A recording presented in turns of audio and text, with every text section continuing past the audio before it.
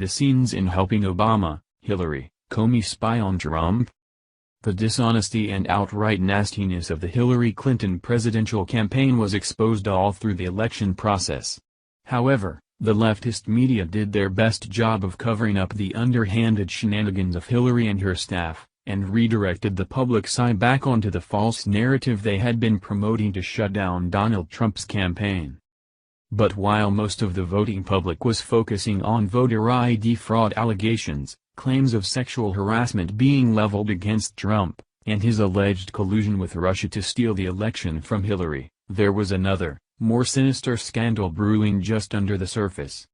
And it finally exploded. Trump's claim that someone within the Obama administration was spying on his campaign headquarters at Trump Tower in order to help Hillary clinch the election has been proven true. It has now been exposed and confirmed that Obama's CIA director, John Brennan, was at the epicenter of the operation to gather information about Trump and his staff that could be used to defeat his campaign and even topple his presidency, if he should be elected. From the American Spectator. An article in The Guardian last week provides more confirmation that John Brennan was the American progenitor of political espionage aimed at defeating Donald Trump. One side did collude with foreign powers to tip the election, Hillary's. Seeking to retain his position as CIA director under Hillary, Brennan teamed up with British spies and Estonian spies to cripple Trump's candidacy. He used their phony intelligence as a pretext for a multi-agency investigation into Trump, which led the FBI to probe the computer server connected to Trump Tower and gave cover to Susan Rice, among other Hillary supporters, to spy on Trump and his people.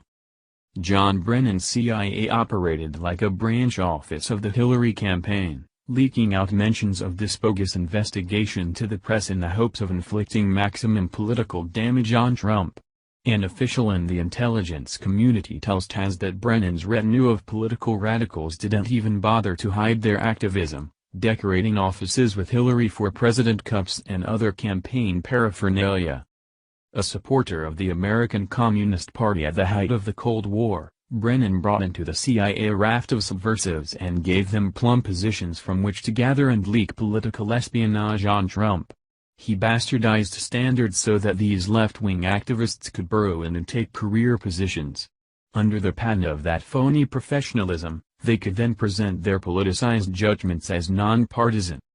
Evidently, Brennan wasn't too particular about the veracity of the information he was providing Hillary as long as it was incriminating of Trump. The BBC's Paul Wood reported last year that the intelligence agency of an unnamed Baltic state had tipped Brennan off in April 2016 to a conversation purporting to show that the Kremlin was funneling cash into the Trump campaign. An allegation that later turned out to be false. Brennan was determined to ingratiate himself to Hillary so he could keep his job. The Guardian says that British spy head Robert Hannigan passed material in summer 2016 to the CIA chief, John Brennan. To ensure that these flaky tips leaked out, Brennan disseminated them on Capitol Hill. In August and September of 2016, he gave briefings to the Gang of Eight about them, which then turned up on the front page of the New York Times.